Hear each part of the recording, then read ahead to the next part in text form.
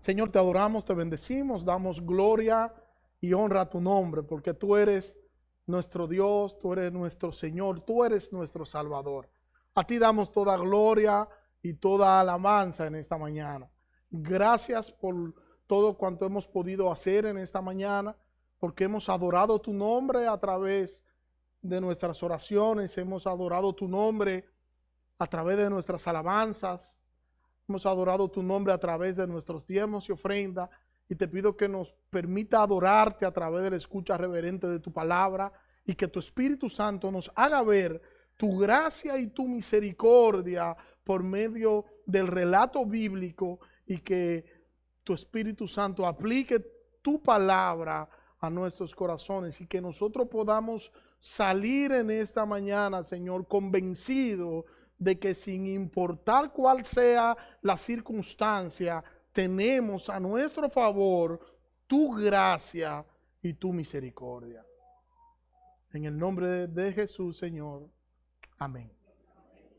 Vamos a estar hablando en esta mañana de la gracia y la misericordia del Señor a pesar de nosotros. La misericordia y la gracia de Dios hacia los suyos en medio de las necesidades, en medio de las distintas crisis. La voluntad del Señor nos guía, su brazo fuerte nos sostiene a pesar de nuestras actitudes.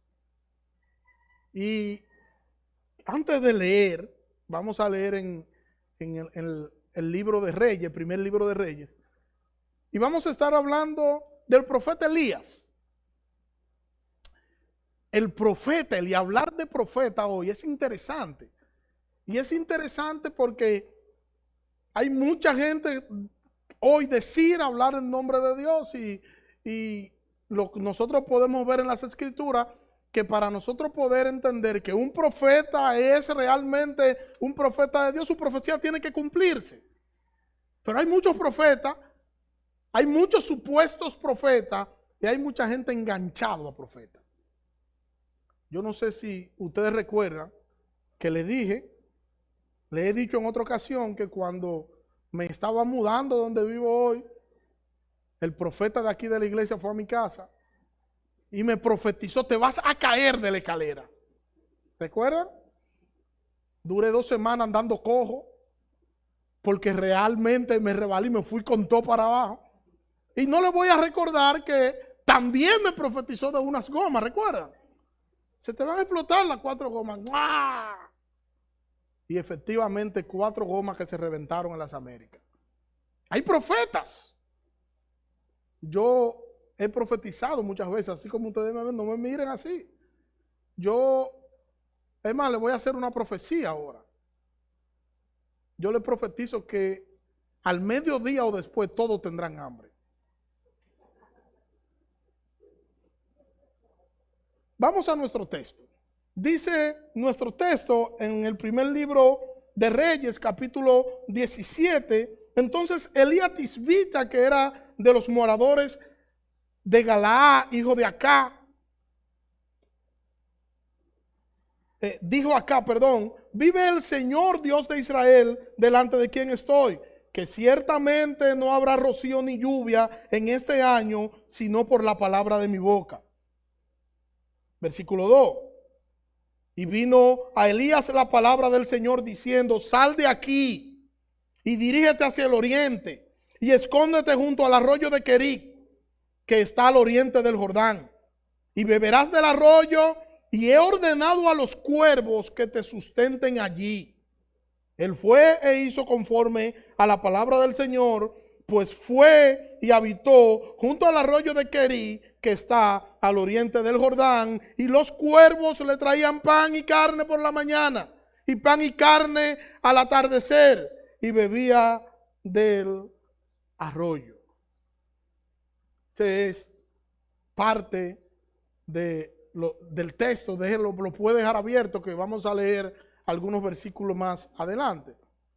Nosotros podemos analizar la vida del profeta Elías, y si nosotros, en vez de leer el inicio de esto que nos acontece de la sequía, de cuando él ora con la sequía, nosotros leemos el capítulo 19 del mismo libro, nos vamos a dar cuenta del contraste que nos presenta acá las escrituras en torno a la vida de este hombre.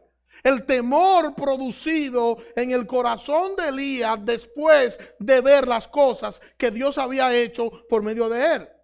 El temor paralizante que había en Elías, que provocó una crisis en él a tal punto de que Elías salió huyendo. Muchas veces el temor nos hace reaccionar de una forma negativa, y es lo que está pasando con el profeta. El temor a ser dañado por un peligro o por lo que consideramos un peligro inminente nos hace quebrar el alma. Y nos hace olvidar el poder y nos hace olvidar las obras del Dios a quien nosotros servimos. El temor nos paraliza. Y a veces nosotros vamos donde el Señor en medio del temor que nosotros tenemos y le decimos al Señor: Señor, yo quiero que tú obres. Señor, yo quiero que tú hagas tal o cual cosa. Mira, Señor, así es que yo lo quiero. Y al final nos damos cuenta que realmente Dios obró, pero no como nosotros entendíamos y como nosotros queríamos, sino que Él obró y Él hizo conforme a su misericordia. Dios siempre va a obrar, Dios siempre va a hacer, Dios siempre va a ejecutar, pero conforme a su misericordia. Y eso me hace recordar que hace unos años a mí me invitaron a predicar en la autopista Duarte. Imagínense, nosotros vivimos en La Caleta, autopista Duarte, cerca del 13 de la autopista Duarte. La situación económica que estaba viviendo Braimi era una situación, por no decir yo, era una situación difícil. Teníamos poco.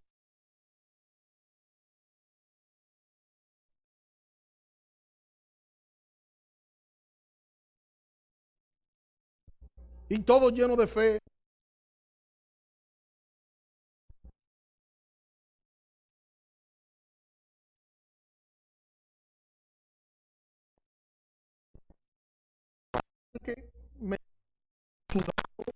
Eso indica. Lo levanté y al levantarlo me di cuenta que el tanque estaba vacío. Pero yo tenía que ir a predicar. El tramo que yo iba a atravesar era largo, pero yo soy un hombre de fe. Me llené de fe, cerré los ojos y oré al Señor y le dije: Señor, permíteme llegar a esta iglesia. Total, yo voy a predicar tu palabra y la ofrenda que ellos me den, yo lo que hago es que la echo, la uso para echarla de combustible y regreso lo más normal a mi casa. Me fui, como dicen en un buen dominicano, con el corazón en la boca. Y el camino entero: Señor, tú eres bueno, Señor, tú eres bueno. Yo creo que yo nunca había orado tanto en ese trayecto de mi casa a esa iglesia. Señor, tú eres bueno, Señor, ten misericordia, Señor, que llegue, que llegue. Mándame 2 ángeles que me lo empujen, Señor, por favor, Señor, por favor. Llegué a la iglesia, me entregan a predicar, predico. Y cuando predico, no me puedo ir. Comienzo a que me quedo en la puerta, a saludar a los hermanos.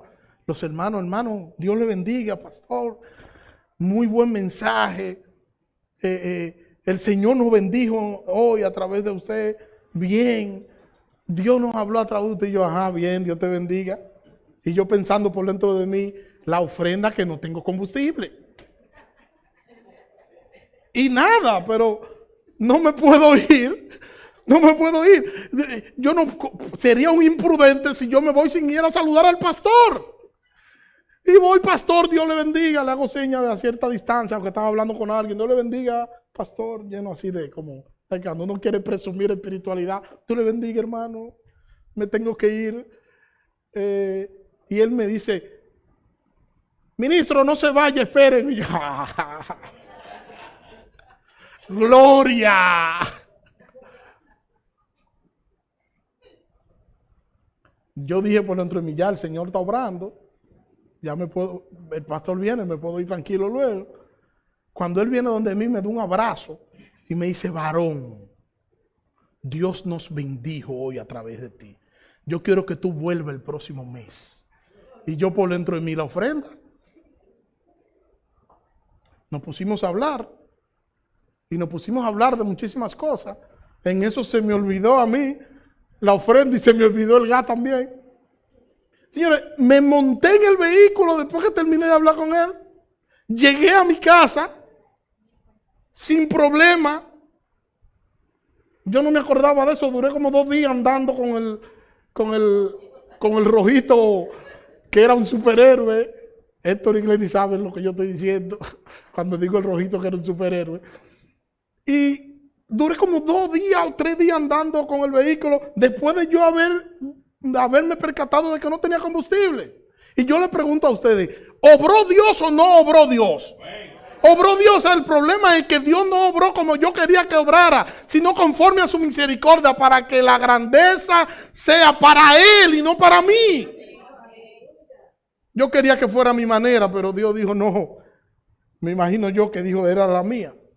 Elías igual había visto a Dios obrar. Fue testigo de la mano poderosa del Señor obrando a favor del pueblo y obrando a favor suyo. El pueblo mismo había visto la mano de Dios obrar por medio del profeta Elías. Primero el profeta Elías ora.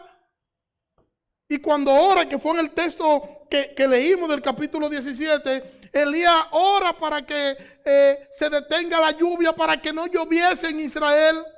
Imagínense, sin lluvia las cosas se complicaban. Si se complican hoy, que las presas empiezan a bajar y se complica porque no hay agua, imagínense en ese tiempo que se dependía mucho más que hoy del tema de la lluvia.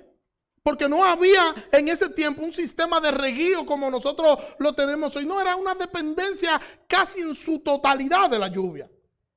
Los animales tenían que beber agua. La gente hasta usaba el agua lluvia para tomar. En ese tiempo yo lo entiendo. Hoy no, porque hay gente que se beben el agua de mayo. Y después la ameba y los parásitos no lo dejan tranquilo. Porque la contaminación hoy no es igual.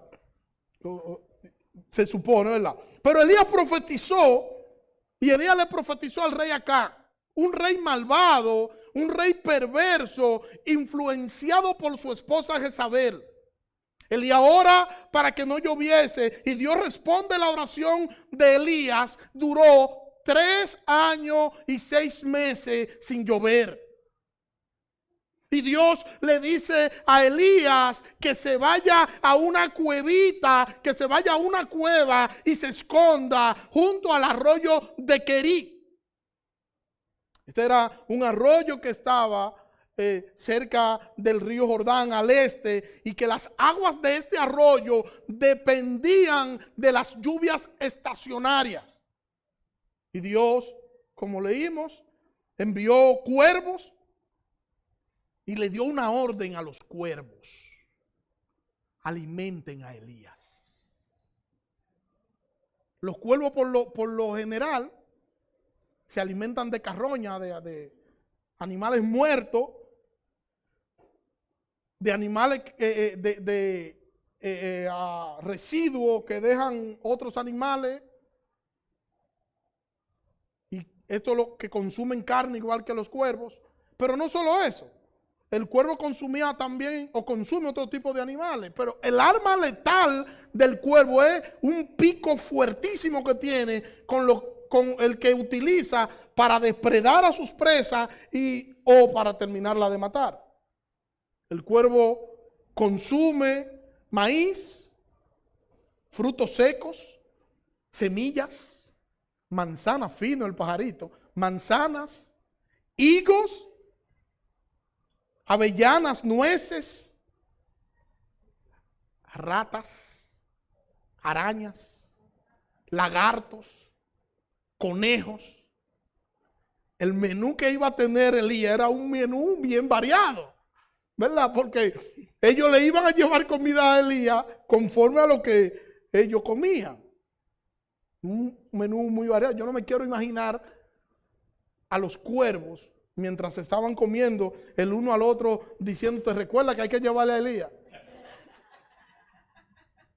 En pareja, recuérdate que tenemos una orden de llevar a Elías. Y el otro dice, pero que estamos comiendo ratón y seguro a él no le gusta eso. Pues vamos a llevarle Tayota para que se hidrate. Pero algo tenían que decir los cuervos. De manera, hermano, milagrosa, Elías era alimentado por los cuervos, quienes le traían comida 4 veces al día, 2 veces en la mañana, 2 veces en la tarde. El arroyo de Querí se seca, porque como ya les dije, las lluvias estacionarias era que alimentaban este arroyo. Bueno, no hay lluvia, el arroyo se seca y ahora Dios envía al profeta a una viuda en Sarepta. Dios envía al profeta, a Elías, a la viuda, y le dice, Dios le dice a Elías que le ha ordenado a la viuda para que la viuda lo alimente. Y Elías llega a Sarepta, llega a la casa de la viuda, le pide agua a la viuda y pan.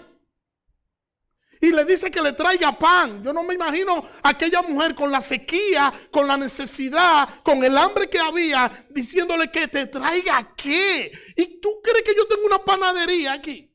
¿O es que tú no sabes cómo está este pueblo y cómo están los pueblos vecinos?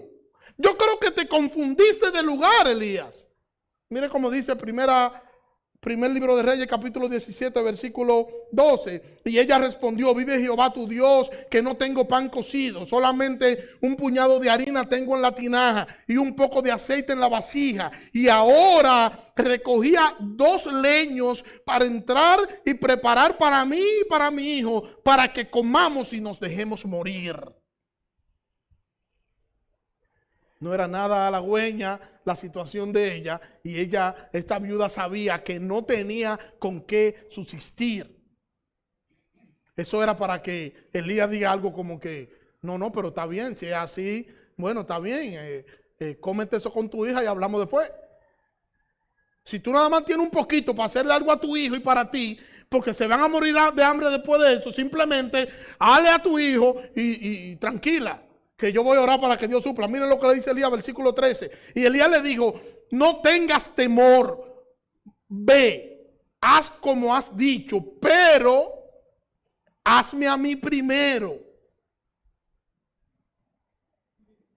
Hazme a mí primero de ella una torta cocida debajo de la ceniza y tráemela, y después hará para ti y para tu hijo, porque Jehová Dios de Israel ha dicho así, la harina de la tinaja no escaseará, ni el aceite de la vasija disminuirá, hasta el día en que Jehová haga llover sobre la faz de la tierra. Entonces ella fue e hizo como le dijo Elías, y comió él y ella y su casa por muchos días, y la harina de la tinaja no escaseó, ni el aceite de la vasija menguó, conforme a la palabra que Jehová había dicho a Elías. Si hubiera sido Brahmi, saca a Elías por la mano y le dice, salga de mi casa, abusador. Que te haga a ti primero, criminal.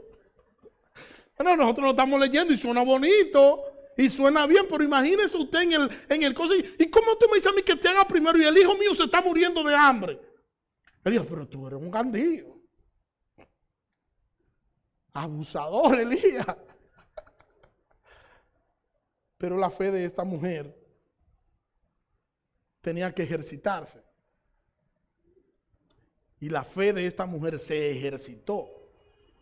Estamos ante una situación donde no solo este pueblo de Sarepta, toda la comarca, todos habían sufrido el embate de la sequía, y estamos ante un rey que había guiado por mal camino al pueblo y que ahora estaba cosechando los frutos de una sequía mandada por Dios como consecuencia de su pecado.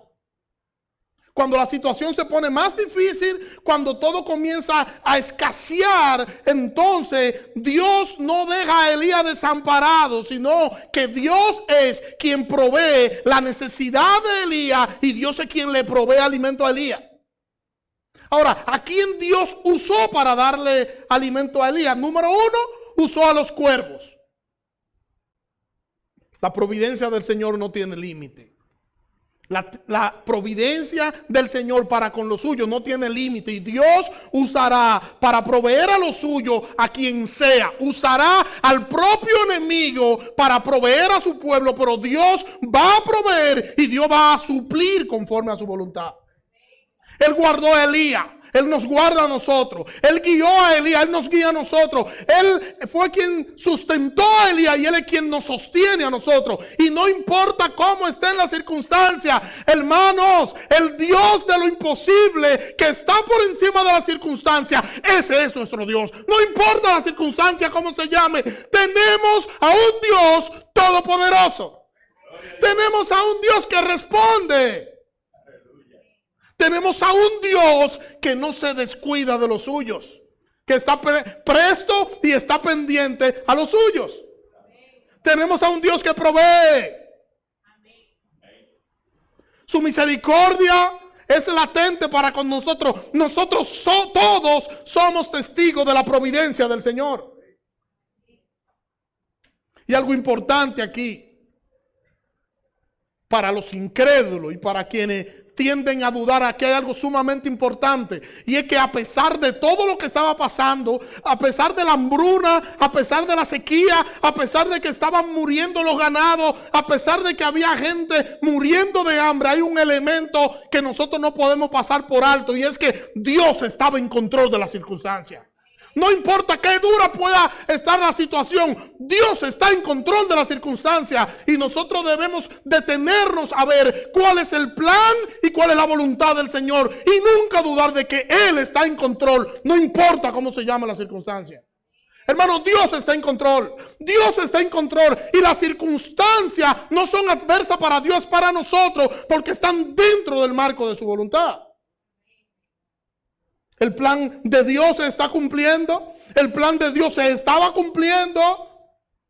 Y el plan de Dios se sigue llevando a cabo aún en su mundo. Nada se escapa de las manos del Señor. Absolutamente nada. Nada le es ajeno a nuestro Señor. Nuestro Señor está en control. Y nuestro Señor es quien da curso a la historia. Y por eso es que cuando lleguen los momentos duros, cuando lleguen los momentos difíciles, los momentos de dolor, solo nosotros tenemos un lugar donde acudir. No hay dos, es un lugar donde acudir. El Señor es nuestro refugio, el Señor es nuestra fortaleza, nuestro pronto auxilio en las tribulaciones, y nosotros debemos confiar en que nuestro Dios es un Dios que provee, en que nosotros estamos escondidos en las manos de nuestro amado y todo suficiente Salvador. Podemos confiar. Hermanos, podemos confiar porque tenemos a un Cristo que venció. Podemos confiar. Y debemos agradecer por su gracia y por su misericordia. Su gracia y su misericordia a pesar de nosotros. Su gracia y su misericordia para con Elías y con el pueblo a pesar de su condición. Y su gracia para con nosotros a pesar de cómo nosotros somos. No importa cómo nosotros somos. Su fidelidad no depende de mi condición pecaminosa. Depende de su gracia, de su misericordia y de su bondad. ¡Cuán bueno es nuestro Dios! ¡Cuán maravilloso es nuestro Salvador! Hermano, nosotros tenemos que confiar plenamente en el Señor. En el arroyo de Querí no había supermercado. Dios no le dijo a Elías, vete al arroyo de Querí, a la cueva, que allá hay un supermercado donde te van a suplir todas las cosas que tú necesites. No, allí habían cuervos. Me lo dice a mí, le digo, tú me mandas cuervos para que los cuervos me coman a mí también. Allí habían cuervos. El hombre de Dios solamente tenía que creer a la palabra de Dios, de que estaba ante el Dios de lo imposible, ante el Dios que llama las cosas que no son como si fuesen, ante aquel que crea y creó de la nada todas las cosas, ante el poderoso, eterno, ante el león de la tribu de Judá. Ese era quien estaba hablando con Elías, y ese es nuestro Dios. Ese es nuestro Señor. En Sarepta no habían panadería tampoco, ni habían procesadora de agua. Y Dios le dice, yo hablé con una viuda en Sarepta, y la viuda ya en Sarepta tiene la orden de alimentarte. Pero ¿qué era lo que tenía la viuda? Un puñado de harina y un poquito de aceite. ¿Y cómo? ¿De qué manera me va a sustentar una mujer que tiene un puñado de harina? Y si Elías comía como yo como, el asunto se ponía más grave todavía. Un puñado de harina y un chin de aceite. Pero el Dios que provee estaba con Elías. El Dios de lo imposible estaba con él. El Dios que multiplica las cosas estaba con Elías. Ella estaba fantaseando con la idea de morir después de comerse ese puñado de harina y ese poquito de aceite. Y Dios estaba planeando dejar que ese puñado de aceite y ese chin de harina se alargara hasta que terminara la sequía. Era un plan el que ella tenía y era un plan el que tenía Dios. Hermano, miremos por el lente del bíblico, porque una cosa a veces es lo que nosotros creemos y otra cosa es la que ya el Señor tiene planificada para nosotros, porque su gracia y su misericordia son eternas para con nosotros. El Dios de la misericordia estaba en Sarepta. El Dios de la misericordia y de la gracia estaba en el arroyo de Querí. El Dios que provee estaba en el arroyo de Querí. Aleluya. Hermano, no eran los cuervos, era el Señor. No eran los cuervos. A pesar de que usted estudia sobre los cuervos y va a encontrar que es uno de los animales más inteligentes, de las aves más inteligentes. Pero no era la inteligencia del cuervo, era la providencia del Dios que hizo los cuervos. No era la harina de la viuda que era tan buena que ella podía extenderla, era la providencia del Señor que hizo la harina. Y nosotros, hermanos, tenemos que aprender a mirarnos en el espejo. En este espejo tenemos que aprender a mirar al Señor en medio de cualquier circunstancia, porque el Señor hará cumplir su voluntad y el Señor nos usará como un instrumento para la gloria de su nombre. Él no nos abandonará en medio de las pruebas. Él no nos va a abandonar en medio de las crisis. Eso no es verdad. Ese no es nuestro Dios, porque nosotros somos propiedad de Él, nosotros somos el Señor, nosotros le pertenecemos a Él, nosotros somos propiedad suya y Dios no abandona lo que es suyo. Nosotros somos de Dios, nosotros somos de Cristo, nosotros vamos a salir triunfantes en medio de la crisis, no porque somos nosotros, es porque ya la victoria de la iglesia ha sido garantizada en la cruz del Calvario y Él venció, Él murió y resucitó el tercer día para que nosotros tengamos victoria garantizada en el Cristo Salvador.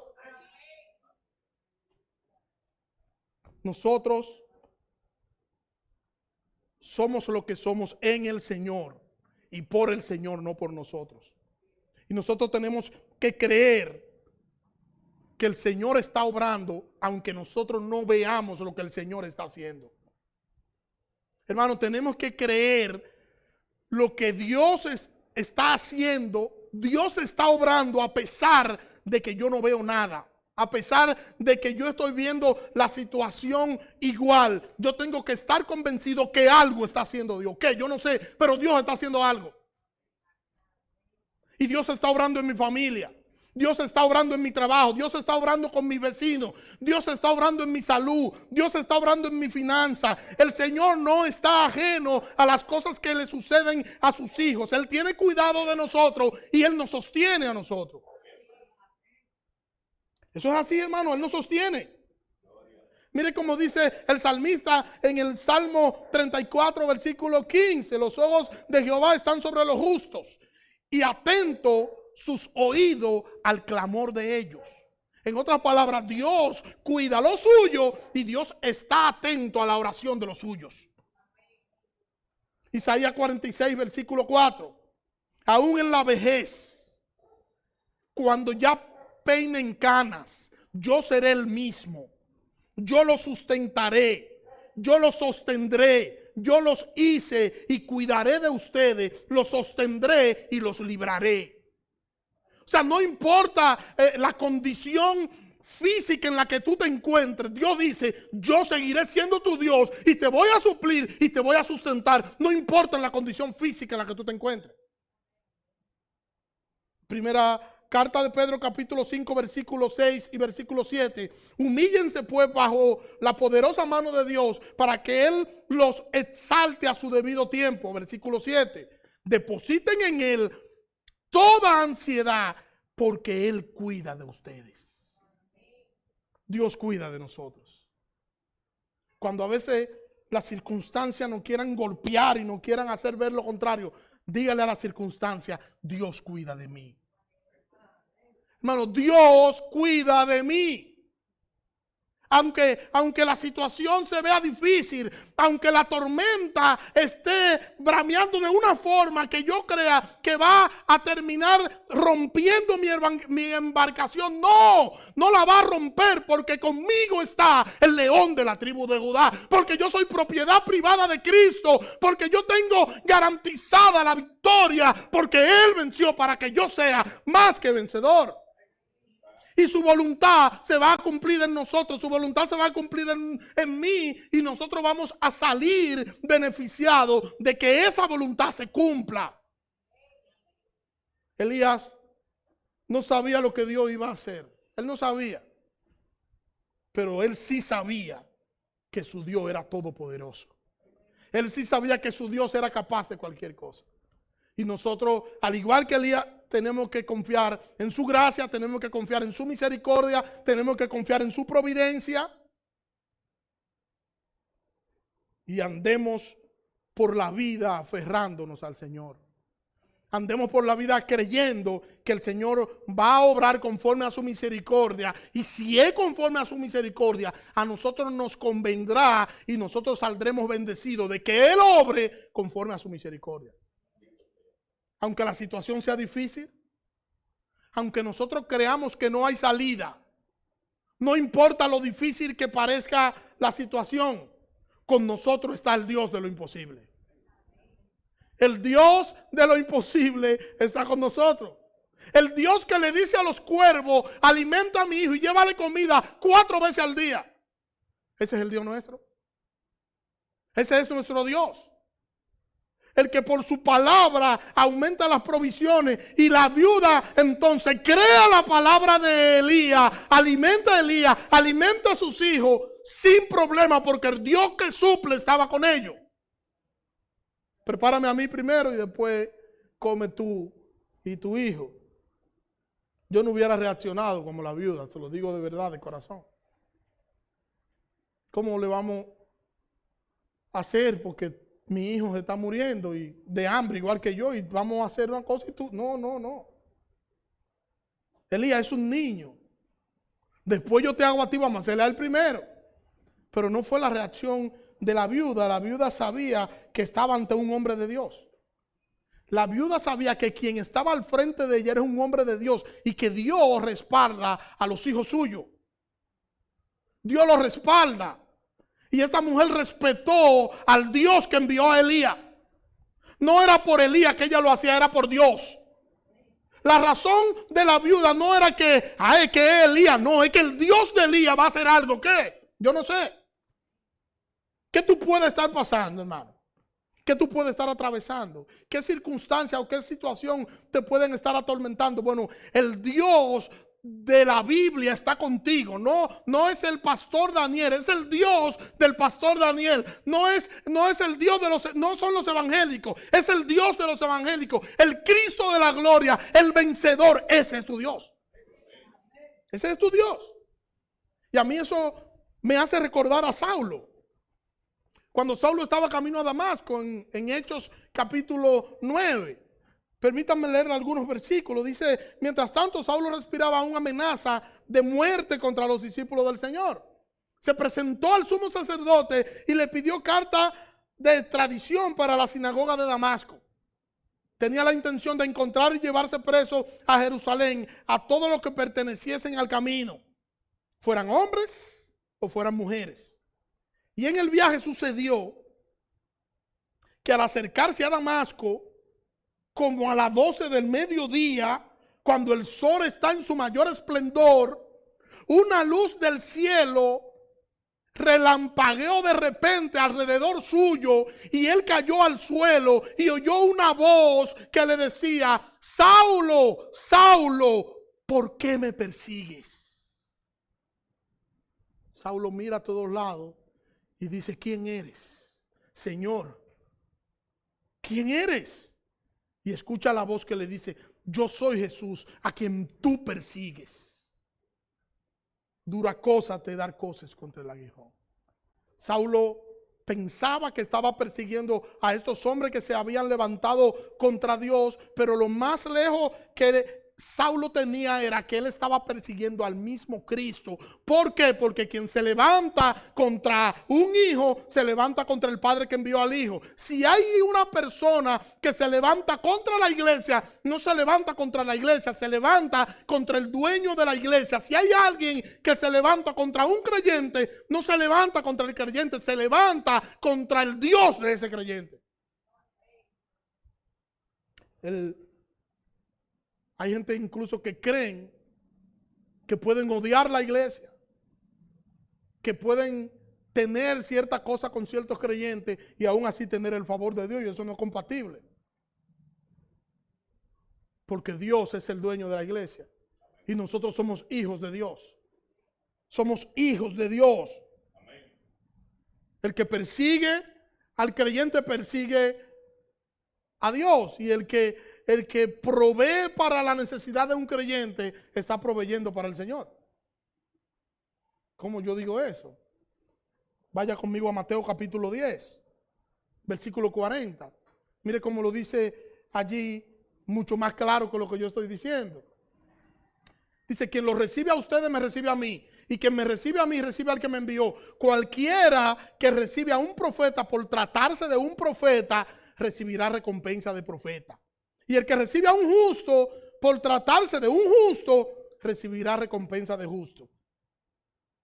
Y quien dé siquiera un vaso de agua fresca a uno de estos pequeños por tratarse de mis discípulos, les aseguro que no perderá su recompensa. La viuda fue recompensada. La harina se multiplicó y comió por muchos días. El que le da a un hijo de Dios es recompensado por el Señor.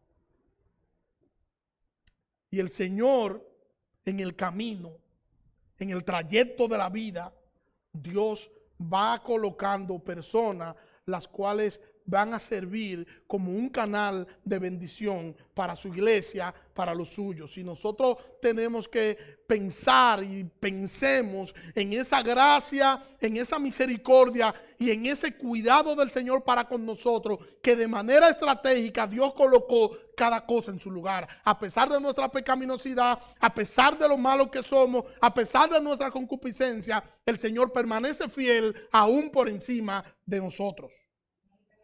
Él permanece fiel y nos cuida. Él permanece fiel y nos guía. Él permanece fiel y nos suple. Entonces nosotros podemos estar tranquilos. Podemos descansar tranquilos y ver la misericordia de nuestro Señor. Podemos estar quietos porque nosotros tenemos un poderoso Salvador que nos va a socorrer y que está obrando en nuestro favor. Porque Él no nos desampara ni nos abandona. Y no nos desampara ni nos abandona, porque nosotros somos nada más y nada menos que hijos de Dios. Somos su pueblo y Él tiene cuidado de nosotros. Podemos descansar, hermanos. Podemos descansar porque su gracia y su misericordia no tienen límites. Podemos estar quietos. A veces hay situaciones que nos roban la paz, que nos hacen pensar, que nos roban el sueño muchas veces. Y nosotros tenemos que ante cualquier situación recordar que nosotros tenemos a un Dios poderoso que es capaz de hacer cualquier cosa en el marco de su voluntad. Y Él va a obrar y Él va a hacer. Y nosotros vamos a ver su mano obrar en nuestro favor para la gloria de su nombre. Hermano, que el Señor nos ayude a que nosotros podamos identificar la gracia y la misericordia de Dios en todo nuestro diario vivir y que aprendamos a dar gracias al Señor por todo lo que Él hace para su gloria en nosotros, a través de nosotros, siempre para la gloria de su nombre. Oremos, Señor, gracias. Gracias por tu misericordia, por tus bondades, Señor. Ayúdanos, Señor, a que nosotros podamos estar agradecidos por las cosas que tú haces, Señor. Incluso de estar agradecido cuando estamos pidiendo que tú obres en algo y nosotros no vemos lo que tú estás haciendo. Pero, Señor, ayúdanos a convencernos de que aunque no lo veamos, tú estás obrando. Aunque no lo veamos, tú estás haciendo algo. Ayúdanos, Señor, a nosotros poder confiar cada día más en ti. Ayúdanos, Señor, a que nosotros depositemos en ti todo lo que nosotros somos y a que nosotros entendamos que somos dependientes de ti, Señor. Perdona nuestros pecados, Señor, y perdona nuestra incredulidad. Y ayúdanos, Señor, a descansar en ti sin importar la circunstancia en la que hoy podamos estar viviendo. En el nombre de Jesús, Señor. Amén.